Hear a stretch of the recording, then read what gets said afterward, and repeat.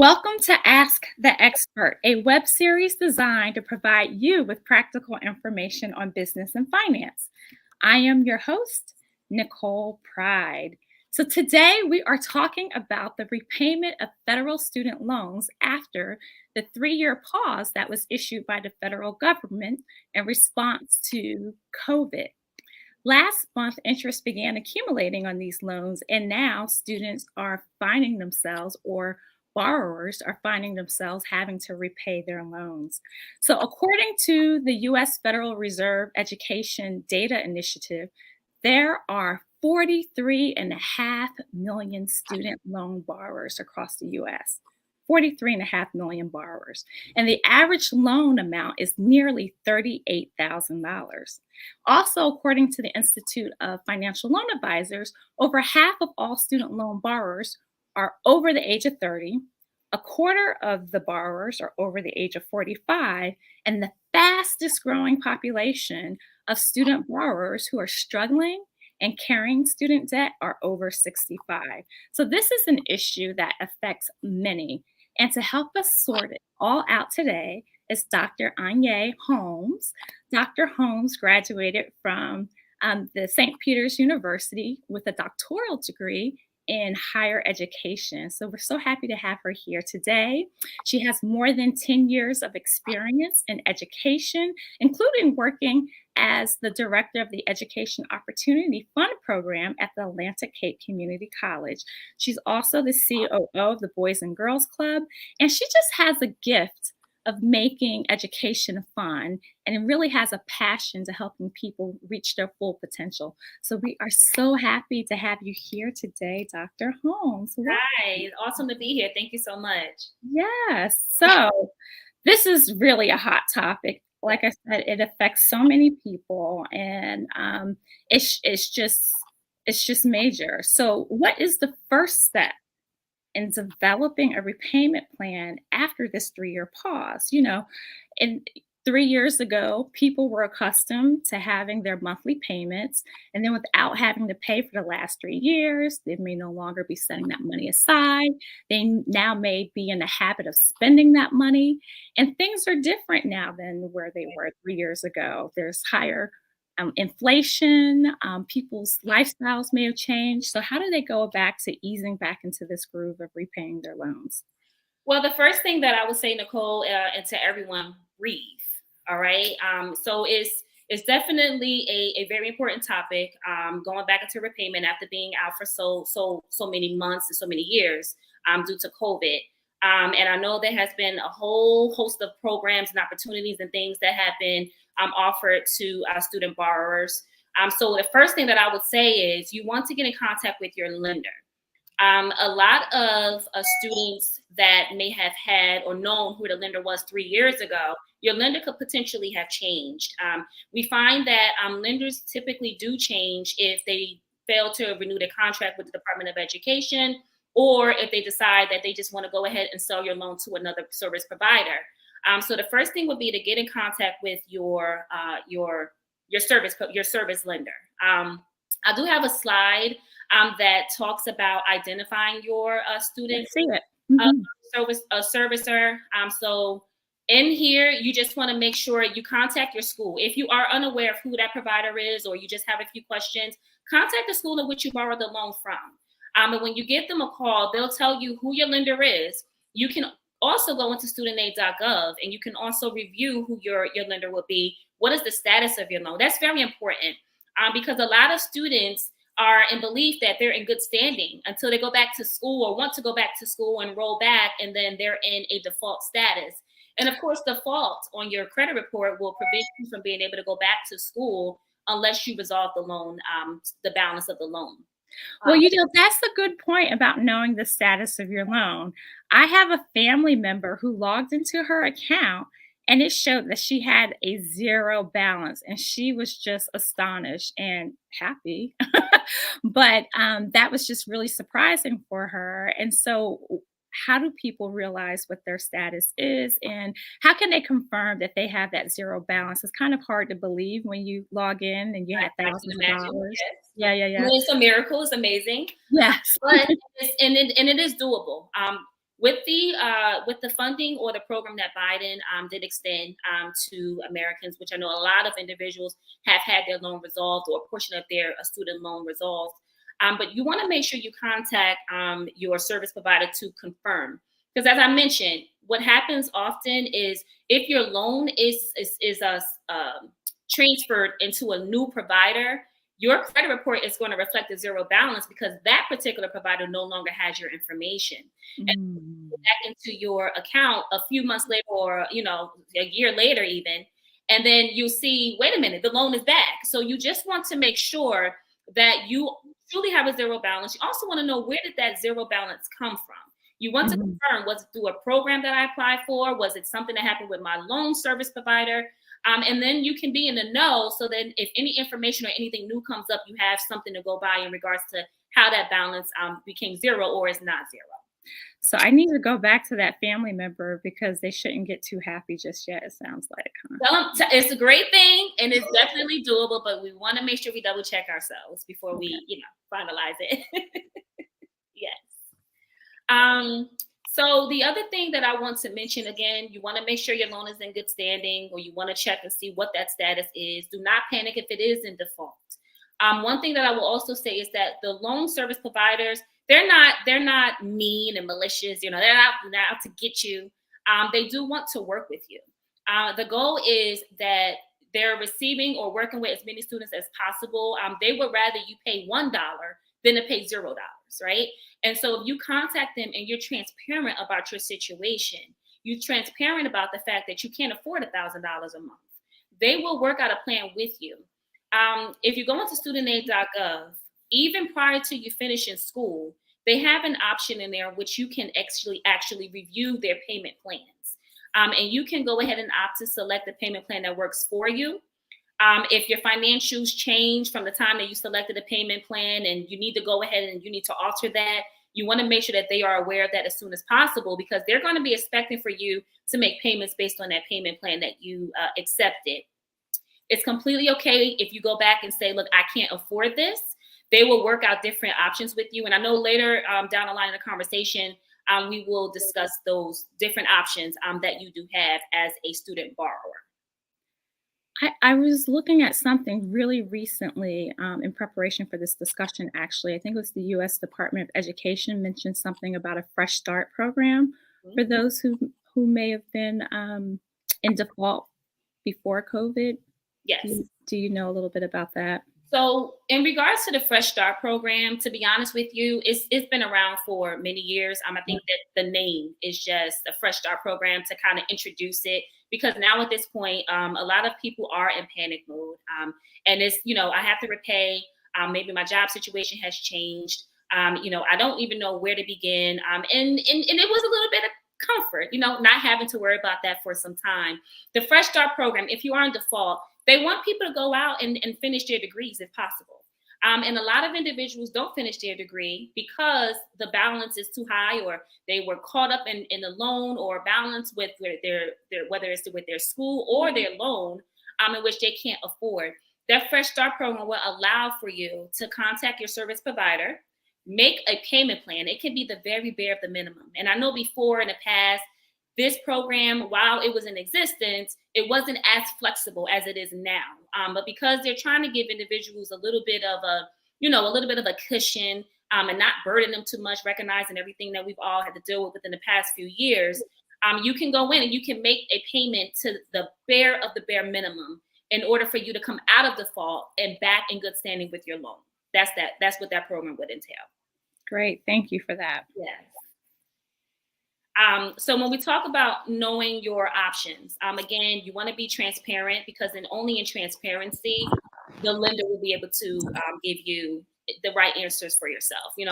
I've received a bill a few months ago, and while we were not in a process of having to pay back loans, I received the bill, and I contacted the lender because I said, we don't have to pay anything back at this time. What is this bill for? And they told me, because they were a private loan service provider, that they were actually exempt from having to defer any payments at the time. But I was transparent with them, and I said, listen, you want me to pay over $1,000? I'm not able to do that. And it wasn't a situation where they said, well, we're going to, you have to do it. But what they did was they put my account in forbearance. So forbearance allowed for me 60 to 90 days to be able to come up with some type of payment plan, or figure out what my finances would be able to afford. But they gave me that cushion because I was honest with them, and I told them the balance that they sent me was just it was too high. But they gave me 90 days, and I didn't have to worry about it. Can forbearance be longer than the 90 days if you need it? Is it based on an individual basis, or is it a standard length of time? It's just based on an individual basis. Okay. So when forbearance is coming to an end, if you have 60 days or whatever it is they deem you based on what you say, the reason is for you not being able to afford. If you need an extension or you need more time, the provider will give you more time. They will certainly give you more time. There's also the payment plan, or the program in which you can pay based on what you earn. So if you are, if you're making a certain amount of money, and your balance or your payment monthly can only be $50, they will take you at $50. They Mhm. just want people to start making some type of payment. We recognize interest accrues every day on your loans. And so Mhm. if you were to pay $5, right, you're helping that interest and you're helping that balance over time, because you're not allowing that interest to just continue to accrue with nothing being paid on the loan. Mhm. So, what I hear you saying is that you really have to advocate for yourself and negotiate. And Absolutely. so, to be able to find a plan that works best for you, you don't have to just accept what that balance says every month, but you can call and work out an arrangement that fits your needs. Absolutely. Yes. Well, that's encouraging. Yes. Absolutely. It's enlightening. And when I say breathe, I really do mean breathe. Because we get into panic mode when we see the bills, we see the balances, and we don't want those penalties. But it really is like as you mentioned, Nicole, just advocating for you. Everyone's situation is different, and you want to be able to speak to that lender and say, "Look, I want to pay back. That's not the thing. Thank you for letting me borrow. Thank you for allowing me some funds to be able to get through my program. I want to pay back, but I can't put myself in a position where I'm receiving a bill or a balance that I know I can't pay. And instead of ignoring you, I want to let you know transparently, in transparency rather, that I just need something that's more suitable from where I am currently." Right, right. Hmm. So I know I graduated with student loans. In fact, I think it was around $30,000 in student loans. And I initially didn't have to make payments because I went to a nonprofit. Thankfully, I think it was like 6 or 7 years later, I sold my townhouse. I was able to pay off the loans. But before then, when I started at the nonprofit, I didn't pay. Hmm. And then when I left the nonprofit, I think about 2 years after that, then I started payments or so. So can you talk about what options are? I don't know if it's the same today as when, I graduated, which was a little while ago. What are the options today? Absolutely. I actually, if we can just go to the next slide, which speaks about eligibility, and whether or not you qualify for loan forgiveness. It's a beautiful topic of that. So of course, teachers, teachers do qualify. If you go into studentaid.gov, they have all of these listed. They will tell you what you need to do. They will tell you what criteria needs to be met. I know for a teacher, you need to have been a teacher for about 5 or 6 years. They do put you on a standard payment plan, and the payments are high, but you're only making a certain amount of payments through over time. And then if you, like you mentioned, you graduated with $30,000, if depending on your payments, you'll probably do 15,000, and then the rest of it can be forgiven. If you go into studentaid.gov, they'll tell you to break it out. So in terms of a nonprofit organization, individuals that do work for nonprofit organizations do qualify.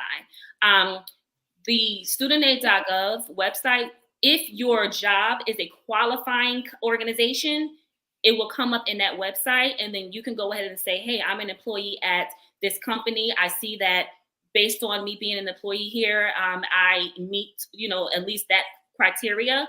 What is it that I need to do?" But yes, nonprofit individuals that work in the government, if you do public service, police officers, firefighters, you are eligible as well. Um, So, Dr. Holmes, so when you go to the website, is it like a drop down where the company name is listed, or is it just a criteria and you know if your company meets that criteria? So when you go into studentaid.gov, there is a section there that would it caters to repayment. So when you go in there and you click on repayment, they'll tell you what your repayment options are. They'll tell you how to review your balance, but then they'll also give you options in regards to loan forgiveness or ways of which you can possibly, decrease the amount that you owe or just have your loan dismissed altogether. What I will say is, if you are disabled or you were a veteran of the military, you served in the military, you contact them because you're not able to work or you've actually served the country. They'll give you the criteria. I've had various students whose loans have been dismissed because they were disabled, they weren't able to work, and unfortunately unable to pay for the bill. And then also military veterans that served were also able to have their loans dismissed as well. One thing that I will say is that if your loans are completely dismissed due to a loan forgiveness program, you have to be careful because that is only a one-time deal. So if you served in the military, for example, and you say, I want my loans to be dismissed, if you decide to enroll back in school and you want to borrow loans again, you would then have to repay those loans back. So I just want to make a note with that as well. But when you go into the site and you click on repayment, loan forgiveness does come up and all of the options do appear. And then when you click on the one that's specific to you, if you were an individual that was a teacher, click on that and they'll tell you organizations or schools of which fall in line with this particular program. Great, thank you. Yes, yes. So as I mentioned, you want to just make sure that you know your options, and loan forgiveness is a big thing. I also want to say, beware of these scammers out there, okay? Because everyone's in crunch mode, everyone's in a panic, and people will try to take advantage of that. Various phone calls. I believe I've had maybe 5 over the past 2 weeks of individuals giving me a call just to say, hey, we recognize that you're finishing up you finished school and we want to assist you with possibly forgiving your loans. One, I'm actually still working on a program, so that's not true. And then secondly, I don't know how to receive my information, but you want to be aware of these programs. And if someone does call you with an option or an opportunity, contact your service provider because they will know of all programs you're eligible for on your account. And if they can't attest to that or they can't say, yes, that's something that you can take advantage of, then you would want to assume that whomever gave you a call was a scammer and you don't want to give them any money. They'll tell you, if you pay us a certain amount of money, or if you pay us a flat rate of a cost up front, we'll go ahead and we'll put you in a program. You want to really tread lightly with those programs. And that's one thing I will say. Do you have any advice for, so you heard the statistics I gave before, and I think even there's some high statistic, like there's $1.7 trillion dollars in loans, and so many people are in default. What are your recommendations on how to balance out affordable payments now, but then so you're still not paying when you're 65? Any advice? Yeah, so my recommendation would be, you have some students, some borrowers, and I think it's funny, but because I think I actually fall in this realm. But you have some borrowers that would say, listen, I'll just go ahead and pay the loan until I'm, can't even see, until I'm up there in age. It's okay, because it's very costly. But my recommendation would be, again, to consult with the loan service provider and let them know, hey, I owe $100,000 in debt regarding my student payments. Is there anything that I can do to reduce this amount? That's the first thing that I would recommend. See if there's anything that you can do, maybe not to have the full loan removed, but is there anything that you can do or any type of options you have to reduce what is owed over time? That's the first thing that I would say, because whether or not you fall in loan forgiveness or not, or whether or not you meet the criteria regarding your profession to actually qualify for those programs, you never know what the options are, and you never know what those loan service providers are able to do to assist you with your account and reducing that amount. So I would question that first. And then secondly, I would say once you establish that payment plan, once you establish that monthly payment option that you want to make sure that you are actually sticking to that, because in good faith payments, there might be an opportunity where your interest could possibly be reduced over time, which the interest is really what causes so much of a burden with the loan, to be honest with you. If it wasn't any interest and you only owe 30,000, the interest is tacking on a couple of extra thousand. And so you want to make sure that you're doing good faith payments. And that way you have a good history of actually showing that you have been doing your due diligence of actually working on making those payments. And then you can inquire about that. And just on your history alone, you can ask, is there a way to reduce my interest rate? Mhm. I know that the student loans, the interest rate is not the lowest interest rate. It can start, I believe, at 3.5%. That is not a low number there. But what you can do is you can ask in good faith, is there a way that I can get this interest rate reduced? And obviously, you want to try to stick to it. And there's nothing wrong if you are a long-term payer, to be honest with you. Because a lot of individuals, depending on how much you owe, like I know myself, master's degree, doctorate degree, I'm going to be paying for a very, very long time. And you just, you have to establish what works best for your life and what works best for where you are currently. And so you have bills, you have other things, other obligations, and you have this just another bill. So I would say you want to make sure that you are just picking the plan that you can possibly be okay with for a long period of time until things change, hopefully, in which you can then go ahead and pay more money. But you just want to go ahead and make sure that at the very least that you're making the payments in good faith, so that you can be open to any of the programs or opportunities that may come around. Right, so I hear you. So do what you need to do in the beginning just Yeah. to stay in good standing, and then you can reevaluate with every maybe pay increase, salary increase, and changes in your lifestyle and adjust as needed. All Yes. right. Yes. So your loan forgiveness review. So just a recap of what we've discussed.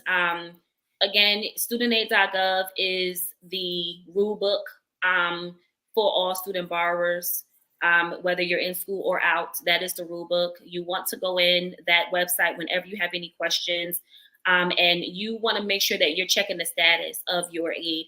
If you are still in school, what I will say is you want to monitor what you're borrowing. I know a lot of students, they go in and what they expect to borrow, it's enhanced because we're taking our refunds and, we're doing different things. So if if you're concerned about what that cost would look like, I would say make sure that you're taking out funding that will cover your education in full only, because the Mhm, additional money that gives us the refunds, while it's great at the moment, that mhm. additional money is just extra funding that's going to cause a burden later on. Right. And yeah, yes. I was guilty of that. And the reasons weren't really good, but, yes, I definitely did Mhm. that. And I'm guilty of it too. But as a student, the refunds come in handy in the moment, right? But Mhm. it's like, if I could have just paid $15,000 instead of taking out those refunds and additional money, then I will only owe $15,000. I wouldn't owe so much and amounted to this because of the refund checks that I took out. But you want to make sure that you stay intact and stay in touch with your school, because they will be able to keep you in a loop, and even studentaid.gov keeps you in a loop in regards to how much money you're borrowing. And then you can begin to prepare. Go into studentaid.gov and review that calculator that they have. The calculator will tell you over time, if you're borrowing this amount of money each semester, this is what your payment plan may look like. This is what your expected monthly bill will look like. You can begin to identify if that's too much for you well in advance and make some adjustments, as you go along the way. Another thing that I would also say is for students who are currently enrolled, keep in mind there is a grace period once you finish school. So you do have 6 months, depending on the loan that you borrow. I know Perkins, I believe they give you up to 9 months. Perkins is no longer in existence, by the way, but that's the loan that a lot of students may have borrowed some time ago. But keep in mind that the grace period does not stop. The counter does not end. So if you stop out of school or you graduate and decide I want to go back, and when you stopped out, you were in the fourth month of that grace period, when you go back to school and stop again, you are still in the fourth month of that grace period. I know that I made a mistake when I was in undergrad, and I decided to go back for my master's. They only paused the grace period, but they did not refresh it. And so when I finished with my master's degree, I said, I thought I was on grace period, and they said no, it doesn't stop. It's going to keep going. So I was out of school, out of my master's degree, with only a month left to make plans. When I'm thinking I had 6, yeah. Yeah, so just be careful. So are there any circumstances where the grace period can be extended? Not extended, but they could defer your loan. Mhm. Unable to pay, and again, forbearance. They can put you on that hold as well. And also keep in mind that while in school, you have to maintain a certain amount of credits.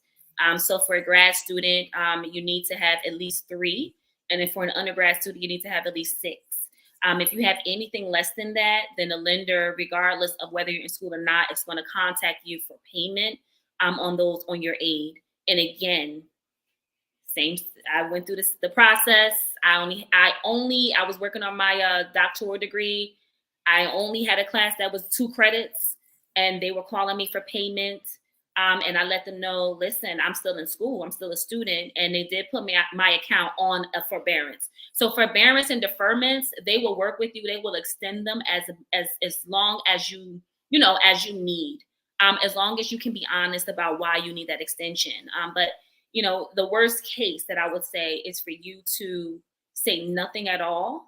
And then you find yourself in a situation that you can't, that it's kind of hard for you to get out of because they were not aware of your circumstances. Start the discussion with your lender well in advance. You don't have to wait until you graduate to begin to say, can we talk about my options for repayment? Or, yeah. Yeah, no, that's a great point. Not waiting until after graduation to develop a plan, right? So that's excellent. Thank you. Yes, Mhm. absolutely. So you don't have to wait until you are actually graduating for you to discuss and develop a plan.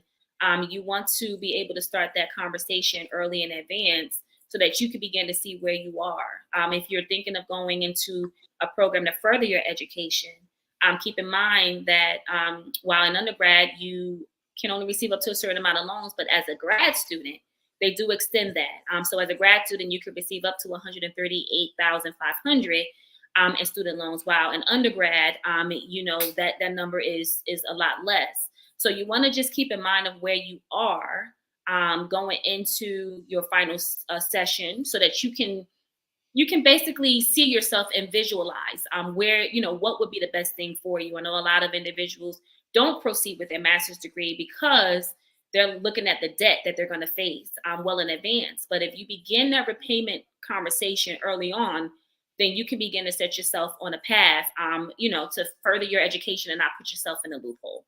Mhm. Good stuff. Thank you. Thank you. So I see you have some tips for us, additional tips. So yeah, just like I said, just basically keeping in mind the transparency, know who your lender is, know that they can change at any point in time. Know that, it's not always what you see. You want to always contact your lender and make sure that what you see is true. You want to make sure that if there are any programs as Biden sent out, I will tell you that a few of my loans were actually not fully forgiven, but they did take some money off. I didn't receive a notification that I was approved, but when I went into my credit report, I saw that it was decreased by a little bit. I do have friends whose loans through those programs were actually removed altogether. Mhm. And depending on the amount they actually borrowed, their loans were actually removed. So great for them. I'm still paying, but I'm grateful that a portion of my debt was actually wiped away. And even though it was such a small amount that I had to like take a magnifying glass and really peek at it, but that's okay. I'm grateful for it. Um, but those programs that come out, you want to make sure you do your research on them. If in the last slide, I did provide my information, my email, as well as my Instagram page. If you have any questions, or if there's anything that you question, or something came to you and you may want to just say, hey, this came to me. Do you know about this? I'm more than happy to give you any insight or any information I may know about a particular program. But the programs that the government do send out, they're real. I would say go for it. Never look at a program and say, it's not real. It's not going to happen. If they're not asking you for any money and all they want to do is just get your information and, have you sign up for it, I would say go for it. Because you never know. Like I said, a portion of my loans were forgiven. I know friends who have had their loans removed. The other thing that I want to say is while you're in school and you're looking at loans and you're looking at your education, for our students who are first-time students and you want to obviously get out the nest, you want to stay on campus, and you kind of want to branch off, be careful, okay? If your education is covered because you have a scholarship or a grant covers you in full, and you're only taking out a loan to cover your dorm life, just be careful. Really weigh the option. And it's not to say that staying on campus is, you can miss it. I know we all want the experience, but if your education is fully covered, that's a blessing. Okay. Mhm. And then you can, whether that would be that I sit the first year out and maybe I'll go to campus the second year, or maybe I get an apartment that's a little bit more affordable because I have a job and I can pay the rent. Just really look at all of those things and visualize it. I'm just trying to help some people with some things that I wish I could go back and change in terms of, my experience, dorming and my education was fully covered, but I wanted to be on campus and I ran track. So there's a little bit different. But really, really look at your student profile and really look at what is being offered to you from the school. Really look at, what it is that you can do. And I would say scholarships. All right. Anything that you can do to avoid having to borrow a loan, I would say you want to go ahead and do that. Any grants that's available to you, any scholarships, a loan should be your very last resort. It should be the very last thing that you opt to do. You want to try to aim to go for funding that you don't have to repay back. It's a gift from the government or a gift from your community or a gift from whoever gave it to you. And you don't have to look back and say, I got to pay that back sometime later. I would say to utilize loans as the very last resort. All right. And obviously, if you have to take them, there's nothing wrong with them. I look at loans as a gift too. Thank you. But you just want to make sure that holistically you are just reviewing your student profile in advance and not waiting to the last minute to see what works best for you.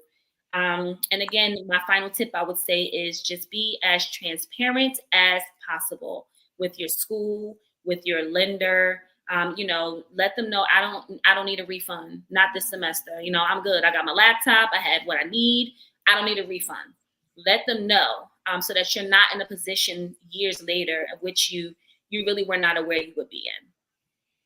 I know so much of this relies on maturity, right? When when we don't make the best decisions and we find ourselves later with these loans.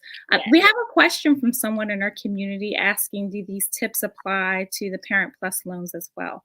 Yes, absolutely. Parent Plus loan as well as the Graduate Plus loan. If you're a grad student and you take that out, be aware of the Graduate Plus loan and the Parent Plus loan because there is no minimum amount or maximum you can take out in those the loans as much as you want. So while it looks really good, just be careful with those. And so for the Parent Plus loans, I guess the same principles apply: negotiate and advocate, right? And as far as any type of forbearance or forgiveness, they still have the options to go through that process too to see what may be available to them as well. Is that true? Absolutely, yes.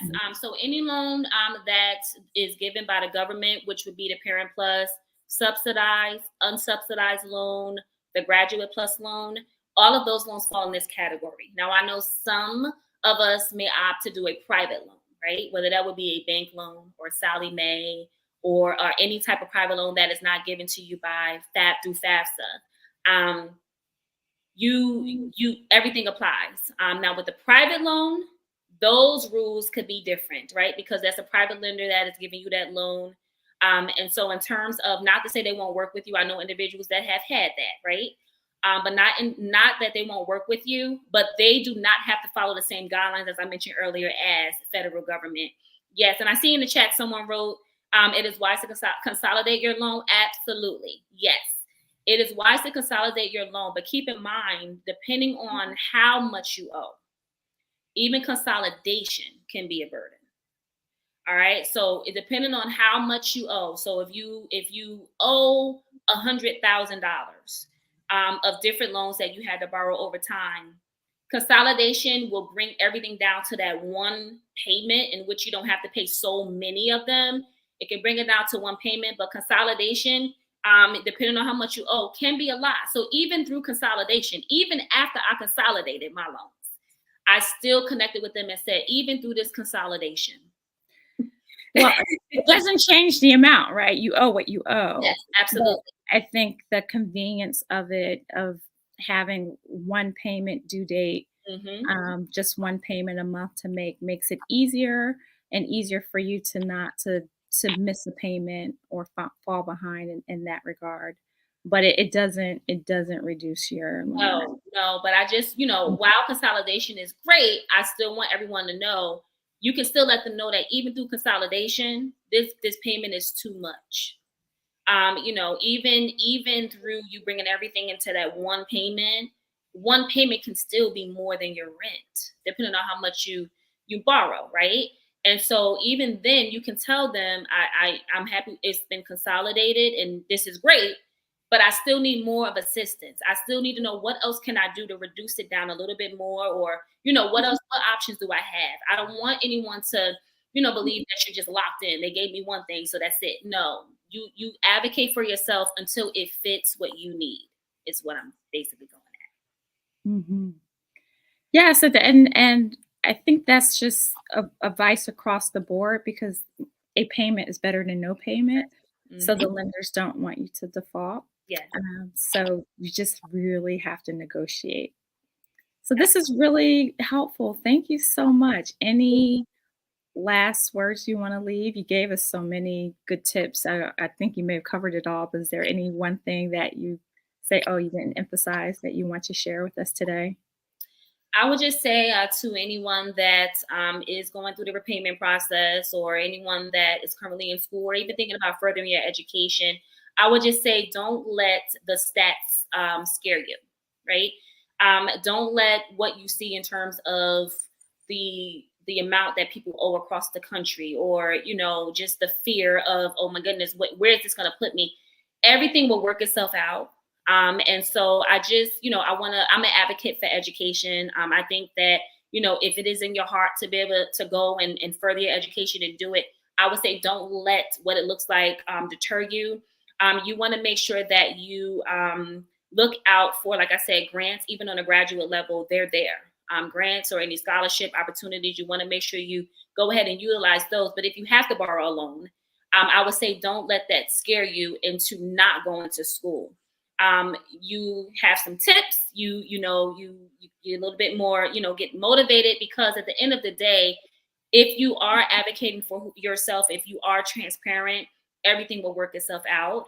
And you can go ahead and get that degree. You can go ahead and do what it is you need to do, pursue your goals, pursue your dreams, and recognizing that you are able to do so, and then fall back and say, you know what, I need assistance.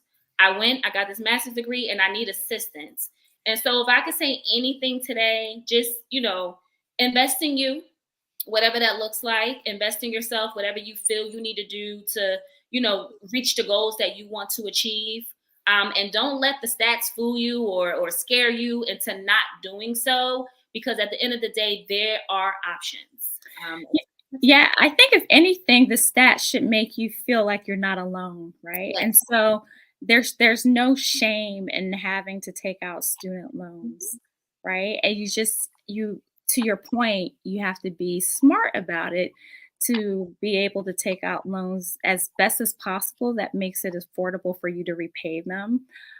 So this is not about shaming anyone for student loans. We just want to be able to pay them back in the most efficient and effective way possible to keep our credit in good standing and to be able to eliminate our debt as fast as possible so that we can get to that wealth building side. So, yeah, so many Americans, and I think that's what's the debate, that higher education is often not affordable for most Americans. And to that point, I think there was a question in the chat about, is there any legislation that we can lobby for to be able to advocate for education to be more affordable, or even this whole student loan debt situation?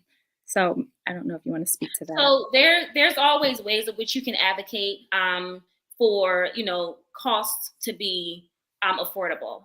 What I would say is for any student that's entering college, or anybody that's just looking to figure their way out. I think I said it before in the last presentation I did, but if they want you, they will invest in you, right? And so if a school wants you, I think the best thing to do would be to say, I want to go to this school, but what is it that you can give me? I'm producing the grades. I'm producing, the community service. My resume speaks for itself. If you want me to be a student or alumni one day of your institution, is there anything that you can give me, whether that will be an institutional grant or any additional grants that I can receive via, FAFSA? You want to go ahead and lobby for you first. And then when we look at what Biden has done, which I would say he's doing a phenomenal job, I will give him kudos on that, because he has found a way, or he has found or expressed how important it is for students who are in a position where they are in debt.